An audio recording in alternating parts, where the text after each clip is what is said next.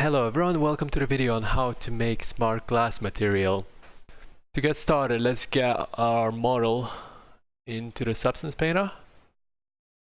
And I'm going to use a sample provided within the software. So click on File and Open Sample, and then select Meet Matte. I love using this guide to make smart materials since it gives me a nice hard edge modeling as well as more organic modeling. And the head is just a combination of those two. So for this tutorial we're going to use a head. Make sure you select the head within the texture set list.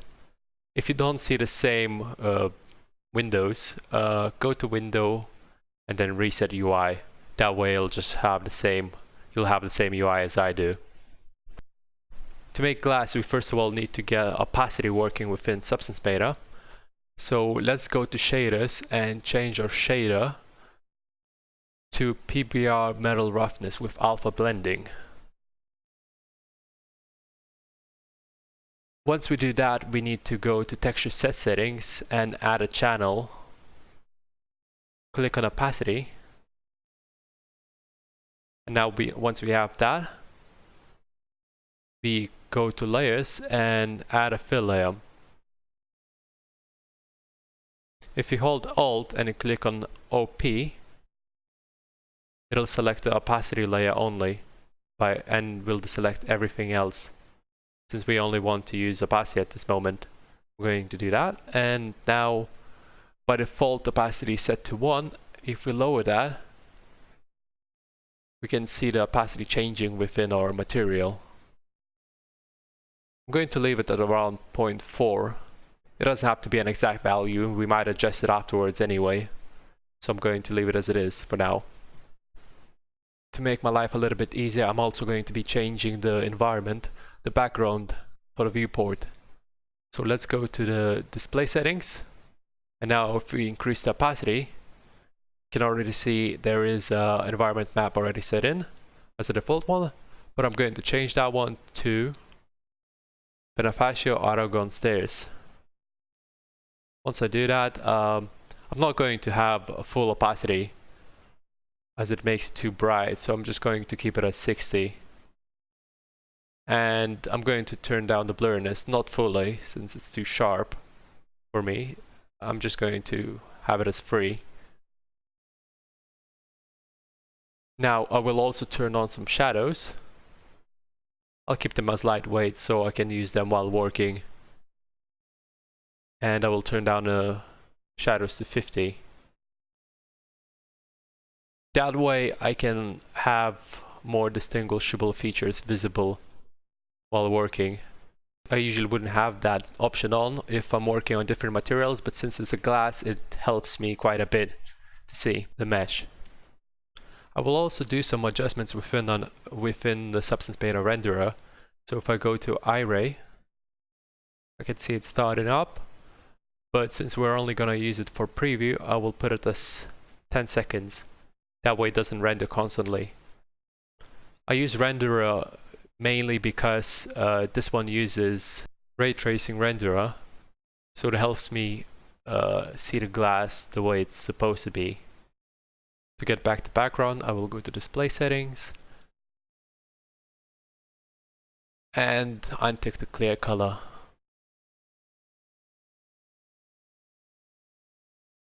And I will also change the refraction value in here to 0.5. That way the glass will actually bend some of the background information. Finally, let's exit the rendering.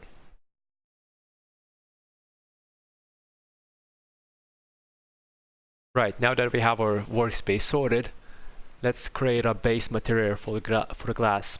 So first of all, I will simply delete this layer underneath since it's not being used and it was there by default. And since this is an opacity layer that we're using, I'm simply just going to rename it as opacity layer. Now I'm going to add a fill layer. And for the glass, I'm going to have a color of greenish. I'll make it more greenish gray. That looks alright. I will have the metallic set to 0.5. since it'll help with the reflection of the glass. Usually metal is 1 and non-metal is 0. However, the glass is somewhere in between. Otherwise it doesn't give off that glassy look. I'll make the roughness a little bit lower, make it more shinier, since the base of the mesh always has to look as if it's brand new, and then we can work our way up. Since we don't need the other channels, I'm just going to turn these off, normal, height, and opacity. And now we're left with this. Now this looks like a pretty good shiny glass that I quite like, but we don't have the detail on the reflections or anything. So what I will do is add a new fill layer, hold Alt, and click on roughness. So we would only be left with roughness. Then I will add a black mask, and I will add a fill layer to it. And I will search for a fractal sum. Now this is a nice noise for us to use. If we hold Alt and click on the mask, our viewport goes to the mask layer, so we can visualize the way it looks. It's really helpful when you're editing the masks themselves. So now I'm going to click back on the fractal sum, and I'm going to increase the scale. I will also make the projection to triplanar. If you look at UV projections, they don't really align on the seams. So if we click F1, we can see where the seams are at and whatnot. And within those areas, they don't usually align. So by changing it to triplanar projection, they would blend texture by projecting it from all sides. Then we can also move it along and whatnot. So if we have a look at the way it moves, it blends in it nicely. We can also adjust it the way it blends in, but I'm going to keep it as it is. So I'm going to click Ctrl Z to go back to redo it. And then I'll go scroll down and just change the balance a little bit by increasing it. Now if we click M and go back to material view, we can already see the difference in the way the sun is being reflected onto the material. But it looks a little bit too much for me, so what I can do is, first of all, I will click F2 to go back to the viewport. Then I will click on the material in the top right and select roughness. Then I'll click onto the fill layer, not the mask itself, the square that's a little bit more to the left of it. And I will lower the roughness. I'll make it just barely visible. So basically the difference between the original value and the one we're applying is minimal. So it's basically going to be a subtle change. If we click back to material, it'll be a subtle change that will only affect it a little bit, but it's a subtle change that'll make the glass look more believable. Finally, I will rename both of these fill layers. So this one is the glass layer,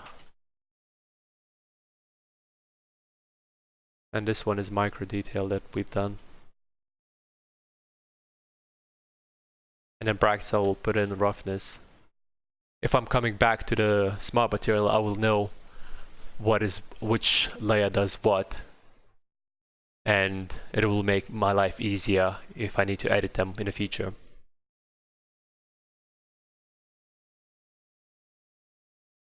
Now we have our basic material sorted for glass, we can actually start creating smart masks that will apply to this material.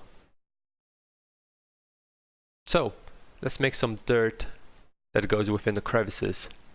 I'll make a new fill layer. I'll add a black mask, then add fill. And now if we search for ambient occlusion, we get this bubble. This allows us to optimize the mask based on the ambient occlusion bake. If we click on top right and go underneath the mesh maps section, we see ambient occlusion. If we click on it, so that's the ambient occlusion that's been baked already, and we're going to use it to add some dirt within these crevices, darkened areas basically. So I'm going to click back on M, and although we could click hold Alt and click on the mask to see our mask layer, I am going to go back on the fill layer and change the base color. This way I can easily see the way it affects the mesh. Otherwise, if I were to go to the mask layer, it's a little bit harder to distinguish the depth and where everything is located within our mesh. So it's a personal preference, but it's the way I'm used to working. I will turn off the opacity layer, help us see easier. And now if we go back to ambient occlusion, since the way masks work, white is where the fill layer will be affected, and ambient occlusion, we want crevices, so we need to actually invert it. So if we click on global invert, it will go to crevices instead. Now I will lower the balance. I actually need to lower it to increase it since it's inverted. So once I increase it to the right amount, I will also add blurriness so it would blend in with the rest of the mesh. Alright, now that we have this, I need to break off the mask a little bit, since right now it's just smooth white. And to do so, I will click on the add effect again, click add fill, and this time I'm going to add grunge dirt heavy.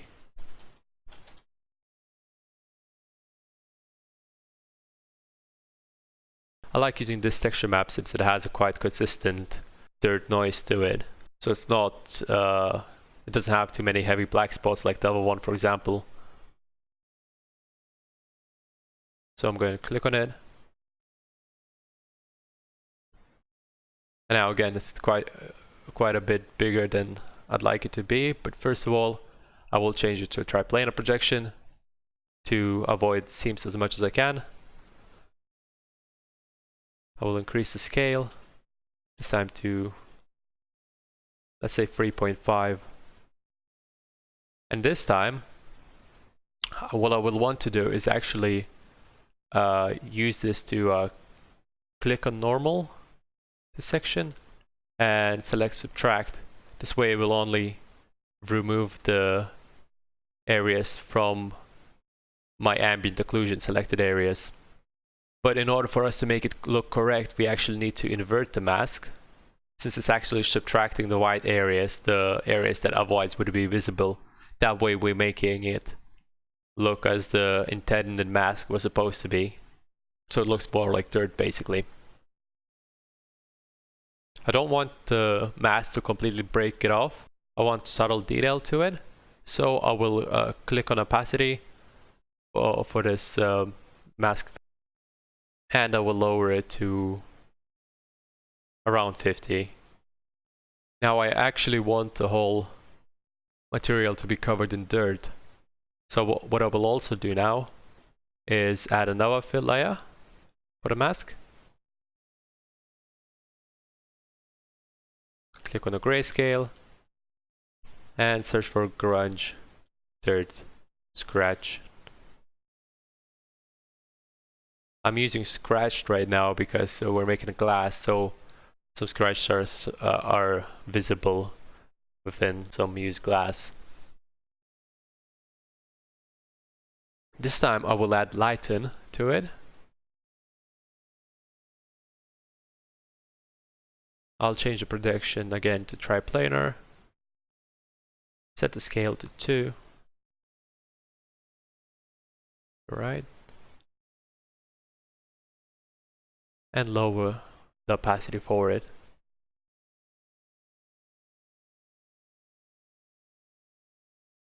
I'm going to click on the mask to check it if it looks right.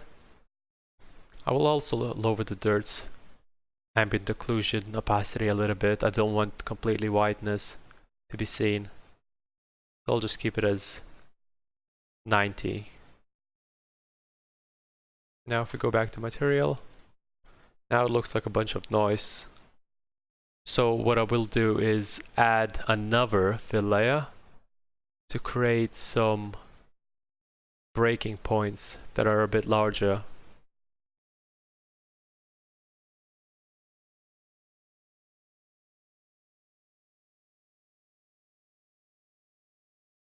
This time I will add grunge dirt splats.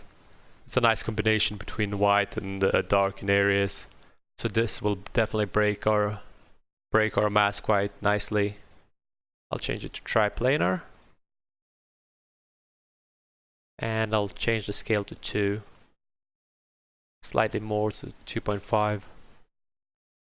Yeah, that looks alright. Okay. Now that I have the scale sorted and changed to triplanar projection, I will change it to subtract. And since I do that, I will also invert the mask. Now I will increase the balance a little bit.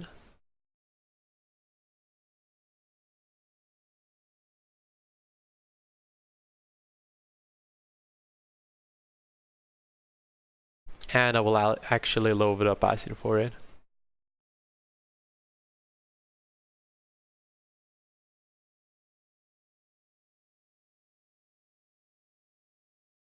So now we have some different sections that are broken off. Since I like the way it's been applied, I'm just going to keep it as it is. Going to go to masks real quick just to check the way it looks.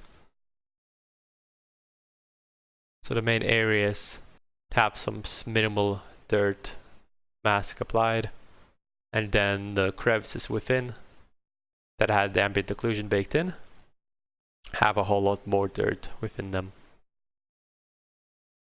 I'm going to click M again to go back to the viewport. Now I will go back to the fill layer to actually make some changes to it. The base color, I'll change it to grayish color with some brown saturation. Now the metallic, I'll leave it as 0. So if I go to metallic channel, I see that all the areas that has dirt is basically lost the metalness. That way the dirt on top of the glass wouldn't look weird. The roughness, I will increase the roughness by quite a bit. I'm going to go to roughness channel, and I will increase it just a little bit more. Going back to material viewport. I'm not going to use normal. And I will apply height just a little bit, since we're making this dirt somewhat bigger. Opacity, will keep it as 1. So now if we turn on the opacity layer, we can see the way it affects the material. The areas where the mask was the lightest has the strongest opacity basically, but it's not 100% completely, so the dirt is still somewhat transparent, but only barely. So if we check it within our renderer, we can see it has somewhat transparency, but it's not as visible. And if it's a thin dirt layer, it's usually the case. Now as a final thing, let's just change the name for it as dirt. And in the brackets, I'm gonna put it as ambient occlusion. Something worth noting is that you can also change the name of these sections here as well, if you double click on them. If you want to make it look extra nice, you can change these, but I'm not going to do that. It's already easy for me as it is to tell what layer does what. Not only we have the naming for them, but we also have the names for what each one of the layers do. So this is subtract, for example, but naming is something to keep in mind if you want to make it look more orderly, or for example if you need other people to work on this, they can pick it up easier if you have them named.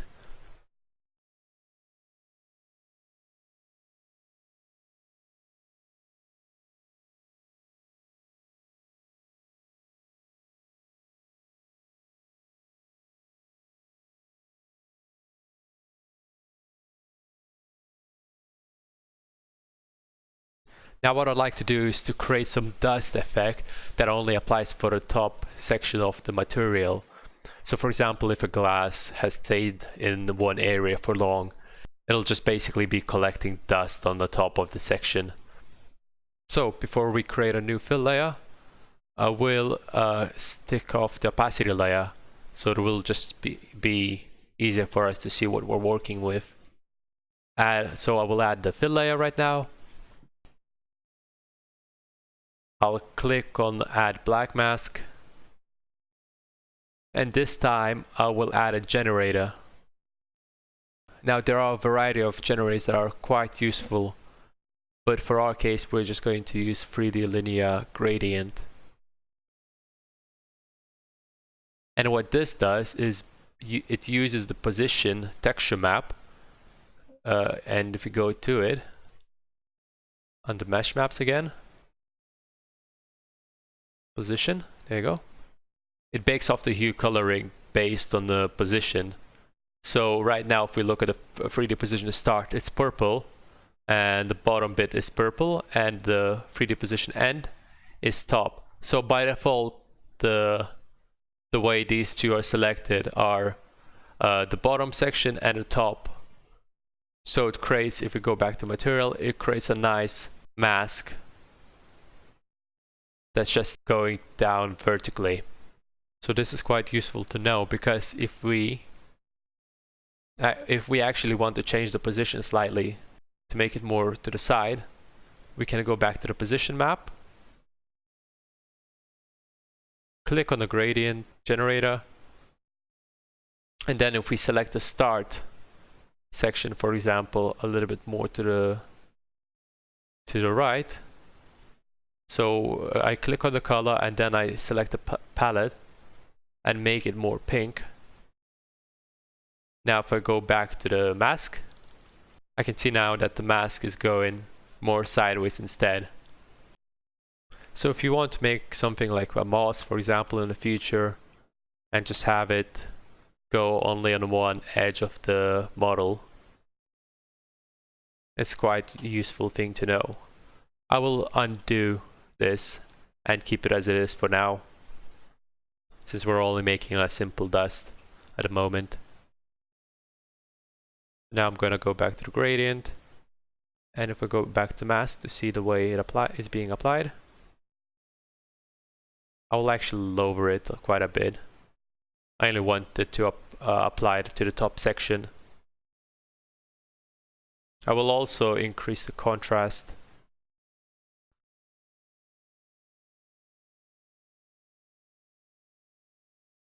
Go to the mask view, and to break this off and make it look more like a dust, I will add a new fill layer and search for wipe dusty.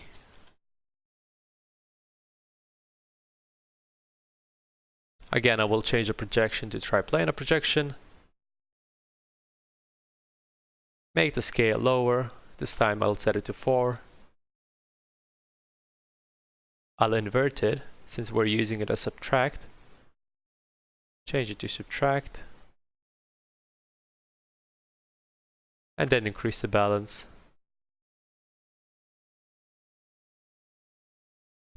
Now I'll go back to material view to check the way it looks.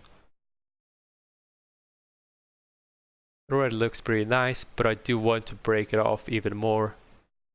I will again go back to mask layer, add fill, and this time I'll add grunge fingerprints.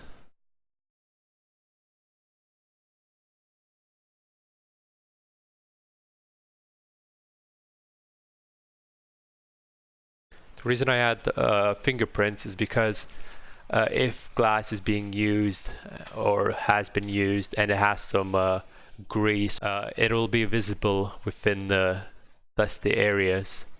So again, let's do triplanar projection. Change the scale to 4. Make it subtract. Invert it. It's a little bit too small. I reckon I'll change to 1.5 this time.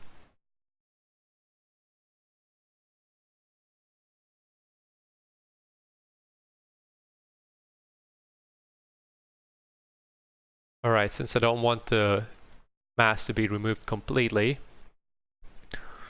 I will go ahead and change the opacity for this to 76, 75-ish. Yeah, that looks better. So now it breaks it off quite nicely and makes it look like the dust has had some history behind it. I will go back to material and I will make some change to the fill layer itself. This time the dust layer, I will also make it brownish, a little bit more yellow. I'll still keep it bright though.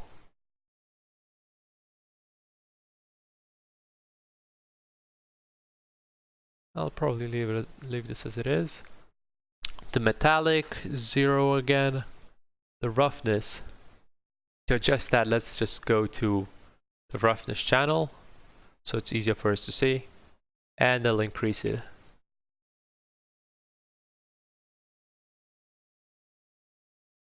Now with dust layer, I don't want the roughness to change any other detail that's underneath it.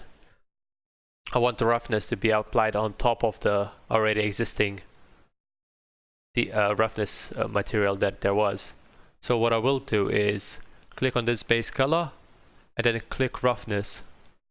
This way we can adjust the roughness channel directly. So now I can click on normal.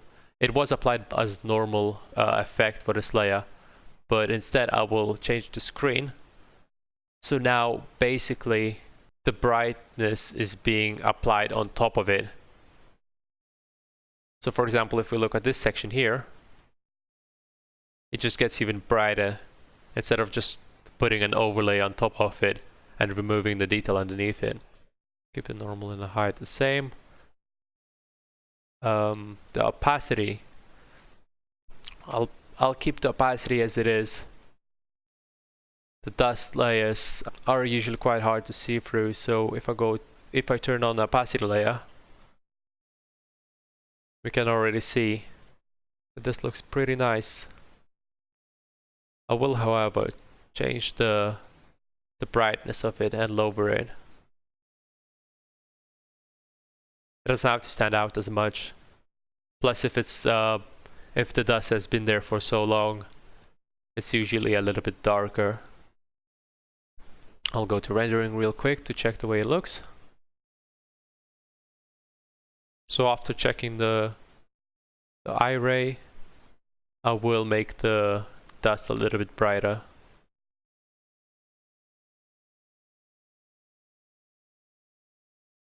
Just slightly.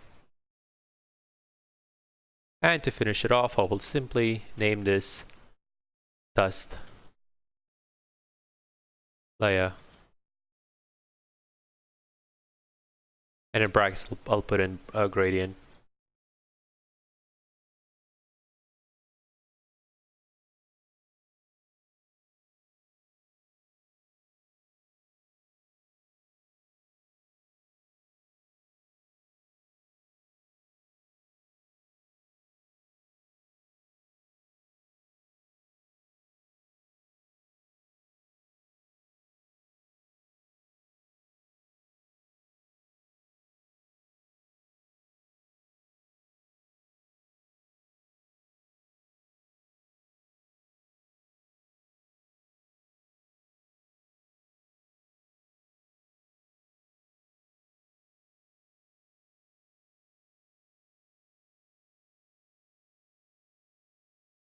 To start our next step, Let's turn off the opacity layer again to get a clearer view for the model.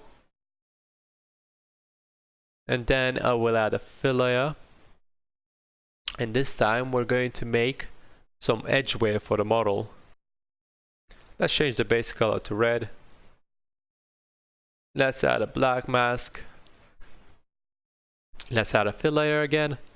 And this time, although we could go the same way and add the same way as ambient occlusion and add curvature, I want a little bit more control to this one. So what I will do is I will add a default texture map and I'll create my own smart material from it. To affect the whole texture map, go to curvature, head, and this time I will add layers. Now once we do that, I will actually go to a mask view by holding Alt and click on the mask. And as we can see on the curvatures, we have whiteness, and in darker areas we have the blacker spots. And I will use the levels to actually only make use of the white areas themselves. So by dragging the black arrow, I can change where the darkest point is. And if we look into this graph right here, we can see how the color scheme is represented. So this spike right here would probably represent the black bars here, while this gray is representing these gray areas, since it's the largest section of the mask. So I can easily drag it past the gray section, and once we reach the area of the graph right here, we can see it affects it like this. So I will simply drag it as this. And now since I want these sections as well, I'll use the middle bit to make the final adjustments.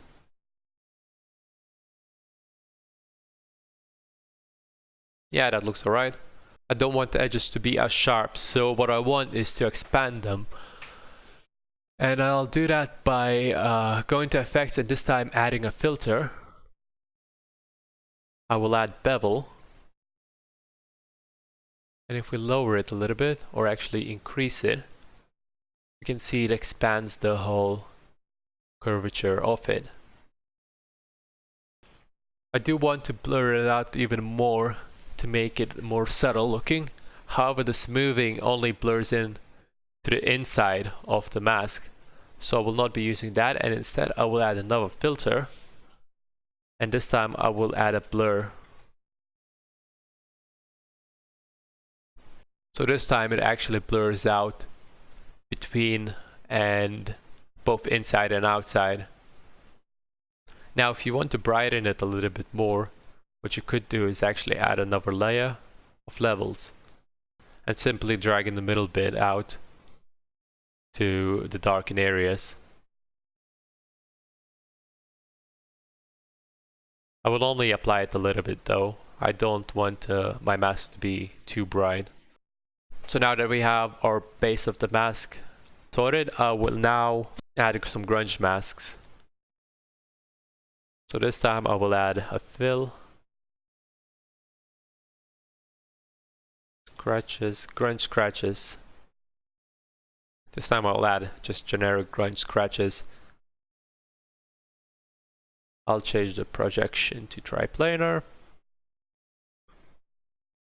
Subtract. And inverted. So within this mask it's actually quite a bit more clearer. If we turn off the inversion, we can see it doesn't apply it as the way it is. The scratches, for example, actually are the white sections, and we don't want that. So we want the scratches to actually not be visible instead. So once I do that, I'll just increase the scale a little bit. I'll make it free. Actually, I'll set it to 2.5, and I will lower it so there will be some mask information behind it, behind the scratches. I'll set it to 7.75. This looks like an alright value. In this case, the mask is consistent. The curvature is, we're left with some rings. And we definitely need to break these off. So this time I will add a fill layer and I will search for clouds. These are particularly good in breaking off other masks since they don't have any additional, for example, dirt, noise, or anything of the sort. I will be using Cloud 2 since the first one is a little bit too consistent for my liking, and the second one is, and the third one is a little bit too intense. So I find the second one that I usually use the most. I'll set the projection to triplanar projection. I'll lower the scale to 2. I'll invert it, and I'll make it subtract. Finally, I'll just increase the balance. I'll change the scale to 0.15 actually. So now we have quite a nice breaking points. I do want some masking information around the edges though, so I will decrease the opacity to give some visibility to it. Now we'll go back to material. This looks pretty nice for a mask, so I will now go to the fill layer itself and I will change some details here. I will actually make this a little bit whitish, and since this time I actually wanted to only lighten the material underneath it, now I will change it to overlay, add a little bit more green, some subtle green to it, and again make it even brighter. Now since I don't want this to be applied to dirt layers as well, I only want this to be on the glass. So I will drag this fill layer underneath the whole dirt and dust layers and just put it right above the micro detail. This way it doesn't affect the dirt itself. So we have the base color. We also want to increase the roughness for it. We'll again go back to roughness channel and increase it quite a little bit. It's not as visible of a mask. It's not going to be affecting as much. This time I'm not going to be using the metalness since it's the same glass material, so I will turn this off. I will also turn off the normal map, although it doesn't affect anything at all since it's the same color. I'll still be turning it off. As for the opacity, I will not keep it as 100%.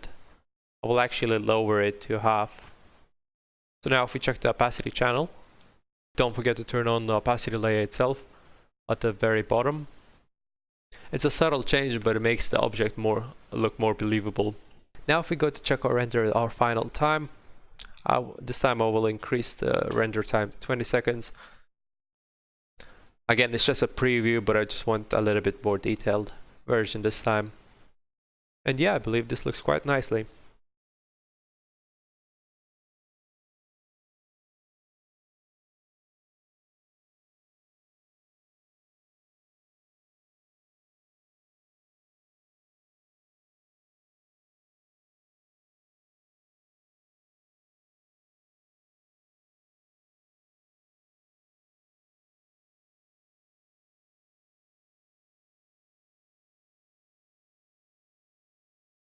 We have our material set. Let's actually save it out as a smart material. So what I will do right now is actually I will make a new folder and select all the layers that we created and simply drag it into the folder. Now I will rename this folder by double clicking on it, and I will call it Smart Use Glass Material.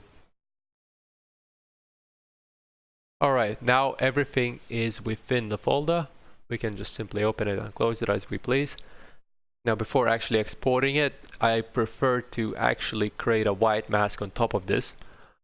So if I click on the mask button and add a white, this will not affect the material itself, but it does make it more easier to do some adjustments for the model itself in the future.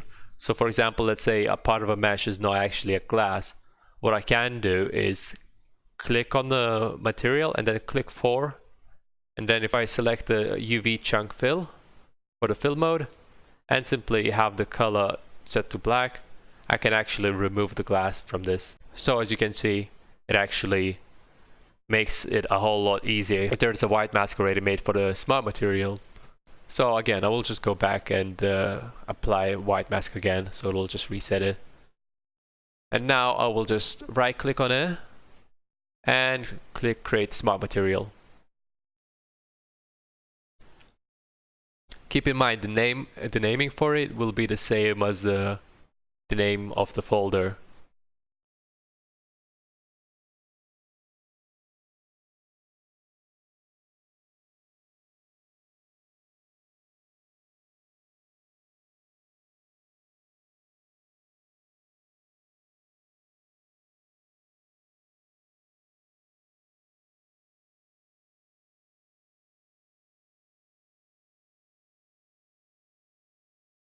So now once we have our smart glass material, we can actually apply it for the rest of the body if we'd like.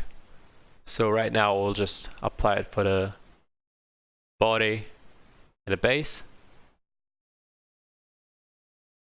And since we didn't actually change the shaders, we need to do that. Make sure you go onto the shader settings and change it to PBR metal roughness with alpha blending. And then don't forget to add an opacity channel within the texture set settings. So once we do that, our smart material already has all the opacity information, so it straight up goes to transparent. And we do the same for the base as well. I will go to shader settings and apply the same thing, then add a channel for opacity, and that's it. We can now go to our renderer and just check the way it looks. Alright, this looks pretty nice. Keep in mind that the default Substance Painter shader that we're currently using only has one-sided base that's been rendered. In other renderers, we can easily turn on double-sided shader, which would give us a better detail by rendering the backside of the mesh, but at the same time our transparency would be lower than it is right now. That is why I'm keeping the opacity higher than I normally would.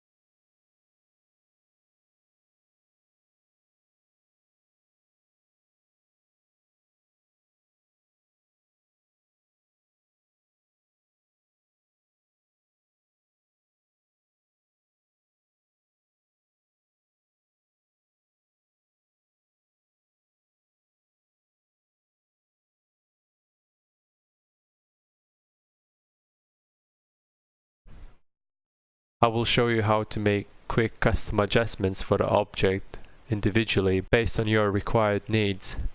But before we get into it, I will need to make few models for Substance Painter. And to make them, I will be using Maya. But since this course is primarily focused on Substance Painter, I have attached the models for this course, so you have an option to skip this lesson if you only want to focus on Substance Painter itself. This video will be sped up twice as fast. To watch how I make the models at normal speed, slow the video down to 0.5. Alright then, so let's get started. To start off, I will make a glass bottle, and I'll begin by creating a cylinder.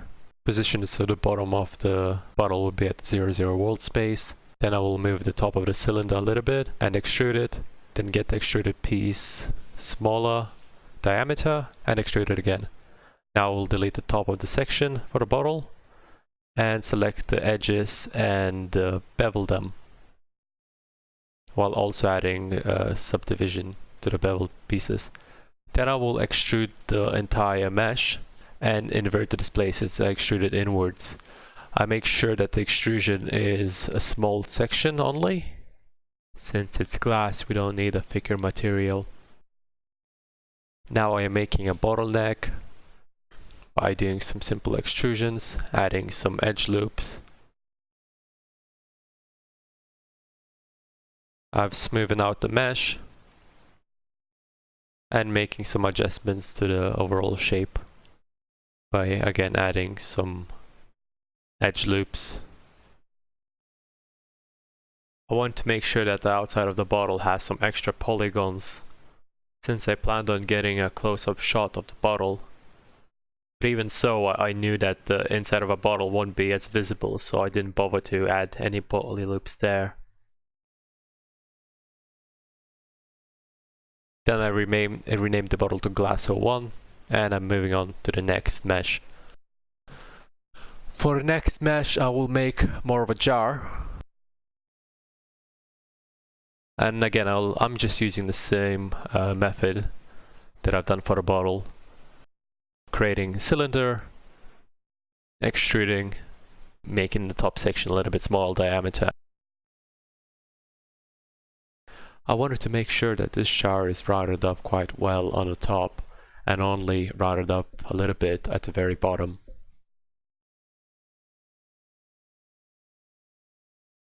Once I adjusted the shape to the way I liked, I then deleted the very top faces from the jar. And then afterwards I was extruding inwards, and since we're extruding inwards, I need to again reverse the display of the polygons. Now I wanted to create some extra detail for the object. What I did was create a ring around the very top of it. Then I've added some extra edge loops and inflated them by using the transformation tool.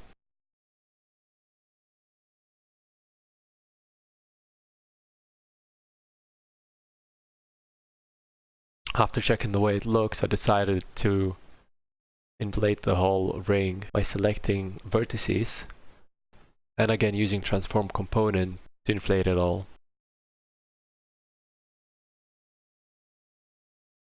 I want this glass to be laying down on the floor sideways.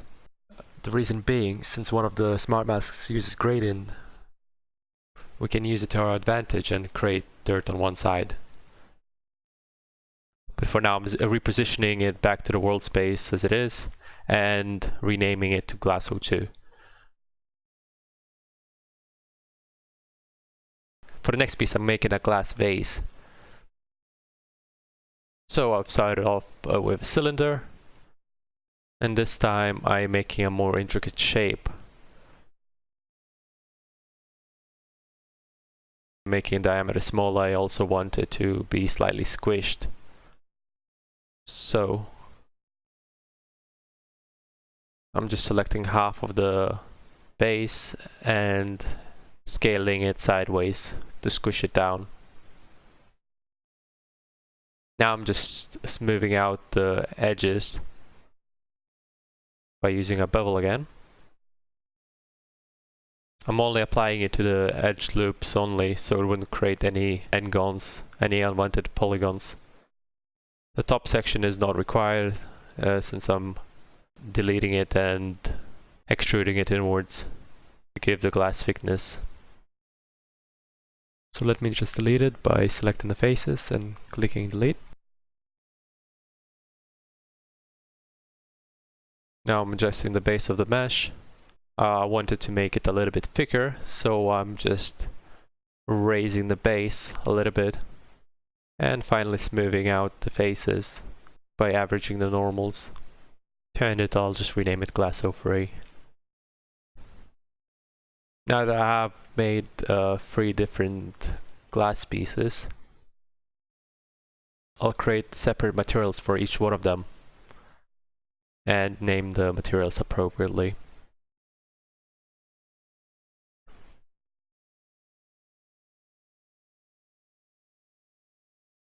And to give UV coordinates, I'll just use automatic UV unwrap, and I'll unfold them at the same time. Although if you're making glass props, I would highly recommend you guys to actually unwrap it properly to avoid the seams. Even though we create a smart material that uses UV projection, some UV seams might still be visible if the light isn't, for example, is not bound. If the light, for example, is not bounced off properly within the renderers.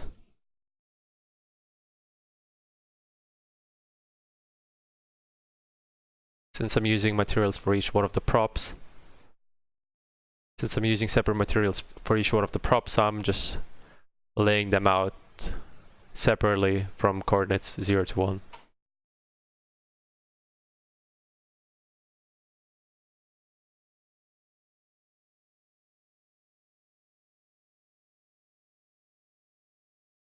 And to end it, I am exporting them in an FBX file.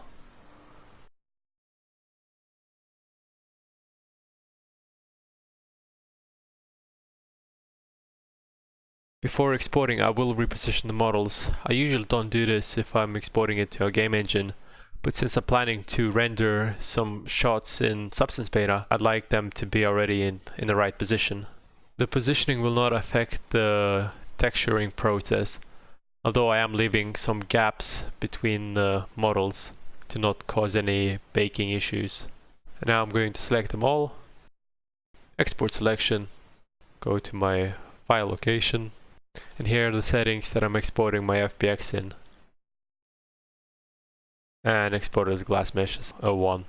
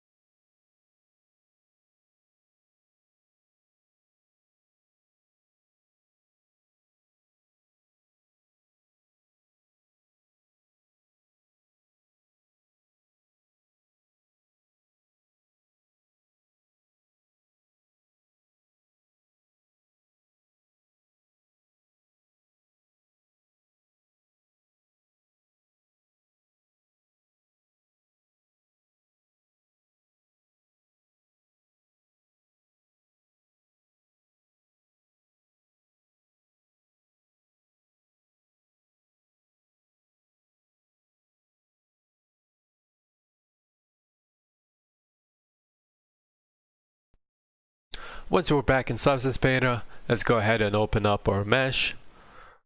So click on File, New. The template I'm using is Unreal Engine 4. The file I'm going to select is Glass Mesh 01.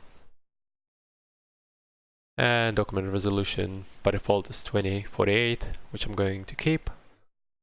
And I'm just going to click OK. Once it loads, let's just import the smart material. So locate it where you saved the smart material and just drag and drop it.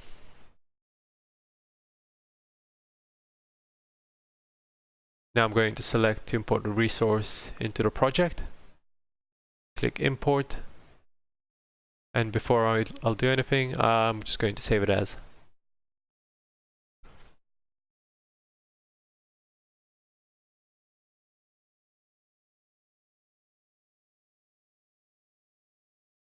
Once we do that, let's go ahead and drag and drop the smart material onto all the glass.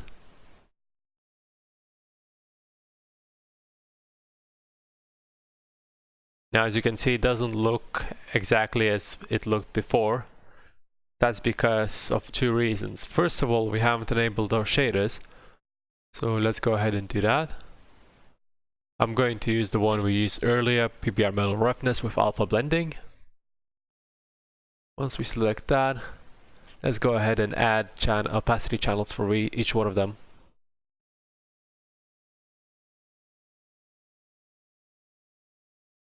So once we add the opacity channels, the second thing we need to do is bake the texture maps. So within texture set settings, if you scroll down, and click on Bake Mesh Maps. You'll get this window. Now I'm going to unselect all of them, so click on None. And for our mesh, we only need ambient occlusion, curvature, and position maps. Make sure you tick on Use low poly mesh as high poly mesh, since we're not actually using a higher poly version of our meshes. I'm going to leave the distance values the same. And I'm going to go to curvatures and change the algorithm from per pixel to per vertex. Changing it to per vertex will only bake the curvature map based on geometry instead of trying to use the normal map as well. If you don't change that, it'll create some triangles within the texture bake. And then make sure you click Apply to All. Now, before baking out, one final thing that we need to do is go to Ambient Occlusion and then changing it from always to only say mesh name. What this will do is, since we have multiple objects within the FBX file, changing this option will allow us to bake ambient occlusion without objects affecting each other. Once you do all of that, just click on Bake All Texture Sets.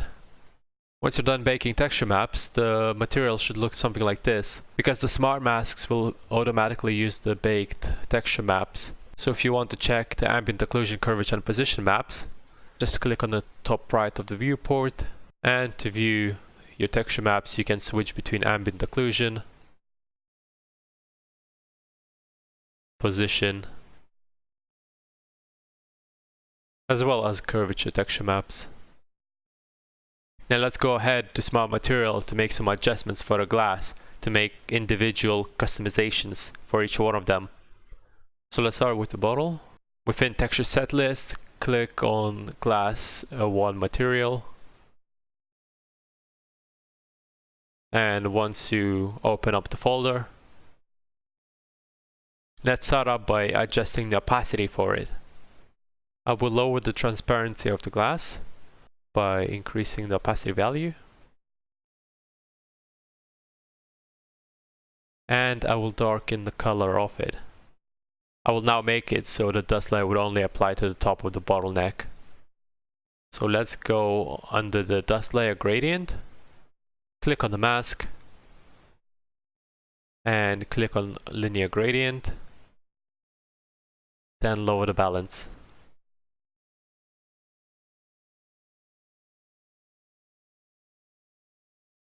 Alright, now I'm done with the glass. Let's go to another material. Once you select Glass 02, let's open up the folder. And this time I would like to make this jar more desaturated. So on the glass layer, I will lower the saturation. And what I will also do is make the dust on top of the jar look like it's the dirt underneath it. Let's go on the dust layer gradient, click on the mask, click on 3D linear gradient, and let's invert it. And now increase the balance. And I will also increase the contrast. After doing that, I will go click on the fill layer itself and make it more yellow by changing the hue and increasing that saturation. I also want the dirt to be more intense than it already is. Select ambient occlusion and slightly lower the global balance. Then I will also would like it to make it less shiny. So under micro detail, I will click on the layer and increase the roughness. Finally, let's go to the base by clicking Glass 03 Material. And this time I will change the color. I will change the color's hue to be more blue. Once we're happy with the way the color looks, let's go ahead and change the transparency by going to opacity layer, and then I will slightly increase the opacity values Then I will go to the dust layers mask. And I would like the dust to settle down a little bit lower. So I will increase the balance for it.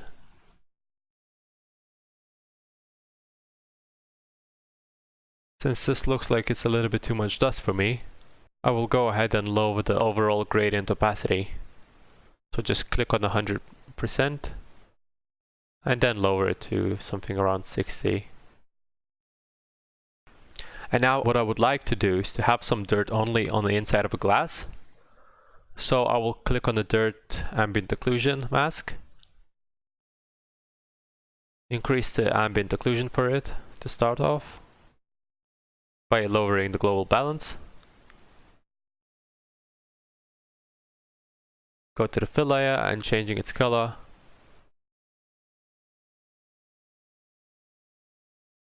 I'll make it more brown. Then desaturate it and darken it as well. Then go back to the mask. I will hold Alt and click on the mask itself to see better. And now what I will do is add a paint mask on top of it by clicking Add Effect and clicking Add Paint. And now while the paint layer is selected, if you click 4, you open up a polygon fill option. If we change this paint layer to subtract instead, and selecting the fill method to the whole mesh, so mesh fill, and then clicking on the object, we hide the whole mask. But then if we change the color to black by clicking invert value, as well as UV chunk fill, and I will just click at the very bottom of the mesh, and then I will click M to go back to material view, and I will click 1 to go out of the tool. So now at the very bottom we have some dirt.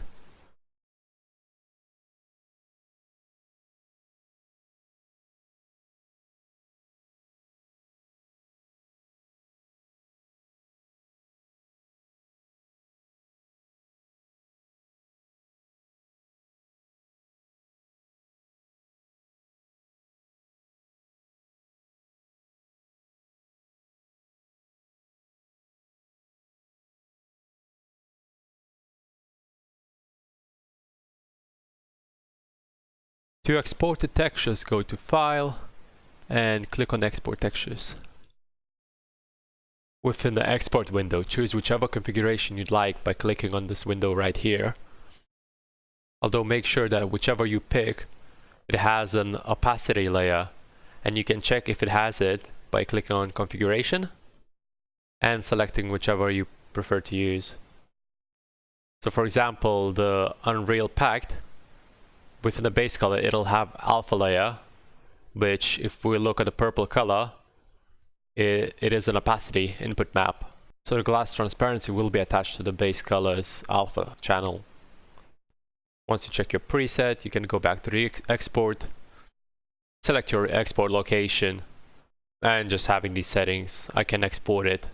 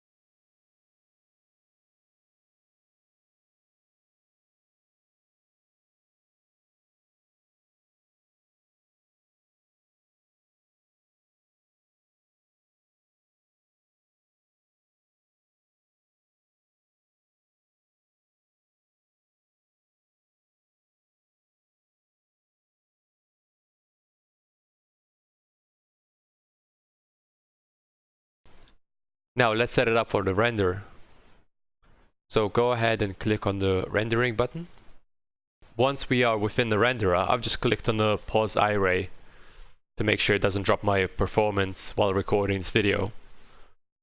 So let's go through some settings. Let's start with display settings by clicking on this button right here. Then I will change the environment map to Bonifacio Aragon Stairs. Now, if you want to adjust the environment opacity, you will have to go back out of the iRay and click on display settings. Then you can go ahead and adjust opacity in here. Since I'm not using environment for my background, I'm going to keep it off. So going back to the display settings, I'll adjust the rotation a little bit to change the lighting. When you are making adjustments, make sure your renderer is not paused. I will then slightly adjust the radius for the dome. And I will keep the clear color ticked on, but I am changing the color itself. Then I'm going to go down onto the post-process effects. I will have my glare enabled and then change its shape to bloom and increase the luminance. And then slightly tweak the threshold. Now I'm going to turn on the vignette. This gives us darker edges. Just increasing the strength a little bit, so it'll have a deeper effect. Activating anti-aliasing and setting it to 32. Now going to active color profile.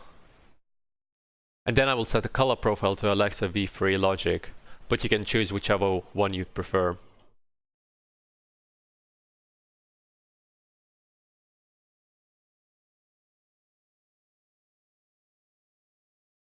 Now going to set the texture filtering to high. And now I'll go to the other options by turning off the display settings. And within the bottom right of the corner, let's turn up the refraction value all the way up to a 1. And now finally I will turn on the amount of time this will take to render. So it'll either stop at a max samples or max time. Since max samples is set to 1000, I know it will reach the max time first. I will change it to minutes, and since I'm okay with 10 minutes, I'm just going to leave it rendering.